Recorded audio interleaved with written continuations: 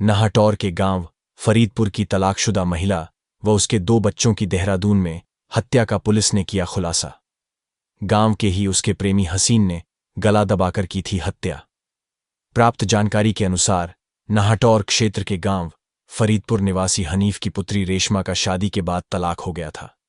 उसकी एक बेटी भी थी। बताया जाता है कि तलाक के बाद वह अपने मायके गांव फरीदपुर में रह रही थी। उसके संबंध गांव के ही हसीन से हो गए और वह पिछले 3 वर्षाए से हसीन के साथ रह रही थी। हसीन के साथ रहने के दौरान उसके एक और पुत्री भी पैदा हो गई थी। हसीन देहरादून में एक फर्नीचर फैक्ट्री में काम करता है। 25 जून को देहरादून के पटेल नगर के बड़ोवाला क्षेत्र में पेट्रोल पंप के पास सूखे नाले में 2 बच्चों के शव मिले थे। अगले दिन पुलिस को कूड़े के ढेर में एक महिला का शव मिला। पुलिस ने छानबीन में जानकारी जुटाई कि तीनों शव एक ही परिवार के हैं। ऐसे में पुलिस इस ब्लाइंड केस को सुलझाने में लग गई। पुलिस को खोजबीन में एक कोरियर कंपनी का बैग व नाहटौर से देहरादून तक का एक बस का टिकट व कपड़े मिले। पुलिस ने फैक्ट्री पहुंचकर जानकारी जुटाई तो ऐसा ही बैग मिला और नाहटौर क्षेत्र का रहने वाला हसीन भी पुलिस को मिल गया। शक होने पर पुलिस ने उससे पूछताछ की तो उसने सारा सच उगल दिया। आरोपी हसीन ने बताया कि वह बिजनौर के नाहटौर क्षेत्र के गांव फरीदपुर का रहने वाला है और बड़ोवाला में एक फैक्ट्री में काम करता है। मृतक महिला रेशमा से पिछले 2 सालों से उसका प्रेम प्रसंग चल रहा था। उसने बताया कि रेशमा उस पर लगातार शादी करने का दबाव बना रही थी। रेशमा से पीछा छुड़ाना चाहता था, लेकिन वह लगातार उसे फोन कॉल्स और मैसेजों के जरिए अपने साथ रखने की जिद कर रही थी। हसीन भी रेशमा को देहरादून में कमरा ढूंढने और उसके बाद बुलाने की बात कहकर लगातार टाल रहा था। आरोपी हसीन ने बताया कि 23 जून की शाम मृतका अपनी 15 वर्षीय बेटी आयत और 8 महीने की आयशा के साथ ISBT देहरादून पहुंची थी, जिस पर हसीन ने उससे पीछा छुड़ाने के लिए उसे रास्ते से हटाने की योजना बनाई और अपनी बाइक से उसे लेने ISBT पहुंचा। वह रेशमा और उसके दोनों बच्चों को लेकर फैक्ट्री में गया, जहां रात तीनों को सुलाने के बाद हसीन ने सबसे पहले रेशमा का गला दबाकर उसकी हत्या की और उसके बाद दोनों बच्चों का मुंह और नाक दबाकर उन्हें मौत के घाट उतार दिया। उसके बाद आरोपी ने तीनों शवों को कूड़े के ढेर के नीचे दबा दिया। आरोपी ने महिला का मोबाइल और उसके घर की चाबी अपने पास रख ली थी। नाहटौर से जहीन अंसारी की रिपोर्ट।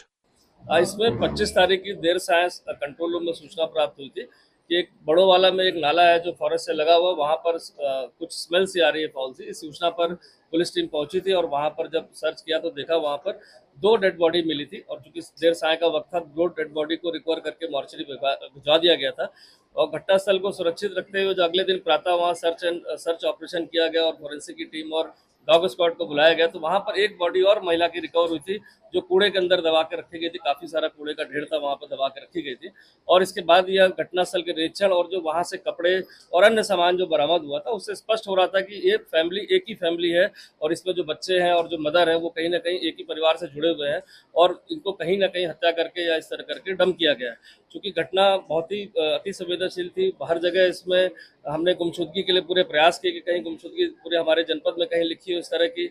आसपास के सरहदी जनपदों में खासकर जो हमारे वेस्टर्न यूपी के सब जगह हमारी ज़्यादा टीम व्यक्तिगत रूप से भेजी गई, लेकिन कहीं भी कोई इस तरह की गुमशुदगी जो मैच कर रही हो, जिसमें गुमशुदगी काफ़ी थी, महिलाओं की थी, बच्चों की थी, लेकिन कोई ऐसा मैच नहीं हो रहा था जो इस उम्र से मेल खा रहा हो। इसके बाद हमारे द्वारा जो है वहाँ पर जब घटनास्थल का बारीकी का निरीक्षण किया गया तो वहाँ पर एक रोडवेज बस का एक टिकट मिला था जो जिसके नंबर वगैरह घिस गए थे, लेकिन उस सीरीज को देखते हुए हमने सारे कॉम्बिनेशन पर जो उसको ट्राई किया और ये पता चला कि एक बस जो नाहटौर से चली थी वहाँ पर 2 लोग इसमें चढ़े थे जो एक थे और वो टिकट उन्हीं का प्रतीत होते हुए हमने पूरा अंदाजा लगाते हुए सीसीटीवी फुटेज बस स्टैंड की ली तो वहाँ पर वो महिला और बच्चे एक संदिग्ध मोटरसाइकिल पर बैठ के जाते दिखाई दिए रात्रि में 10:30 बजे के करीब। जो उससे ऐसा क्लियर हो गया था कि इनको कहीं ना कहीं कोई मोटरसाइकिल पर बैठा के ले गया है। जो घटनास्थल था वहाँ पास ही में एक फैक्ट्री जहाँ पर 11-12 लोग काम करते हैं, जिनमें से एक व्यक्ति वहाँ पर पूछताछ में हमारे था जो नाहटौर बिजनौर का रहने वाला था।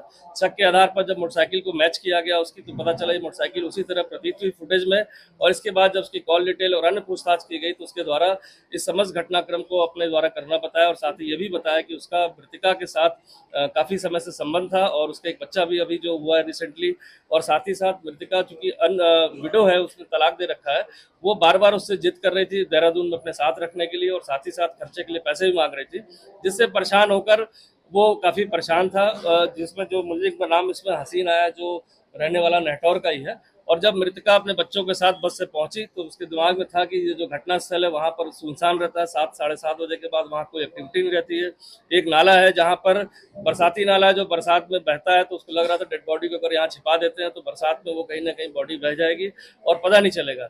तो देर रात्रि उसको वहां बुलाकर जब वो मोटरसाइकिल से लेकर आया तो उसने मृतका को बहाने से उसका गला दबा दिया और साथ ही 2 बच्चों का भी सोते में गला दबा के और समस्त घटनाक्रम को छुपाने के लिए उसके सामान को विभिन्न जगहों पर जंगलों में फेंका, दाएं बाएं कूड़े में दबा दिया। साथ ही साथ बॉडी भी इस तरह से दबा दी गई अंदर और ऊपर फोम रख दिया गया जिससे कि बॉडी की स्मेल ना आए और बॉडी जल्दी गल जाए गर्मी के कारण। और समस्त चीज़ों को करने के बाद वो अपने घर चला गया।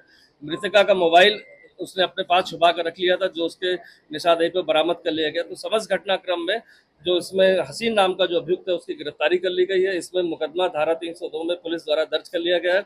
साथ ही साथ जो साक्ष्य मिले सीसीटीवी फुटेज, उनसे भी अब टैली हो गया है कि इसके द्वारा ही मृतका और उसके परिजन को बैठाकर परिवार को और इस तरह ले जाकर सुनसान जगह पर ले जाकर उसकी गला दबा कर हत्या करने के बाद सभी साक्ष्यों को मिटा दिया गया।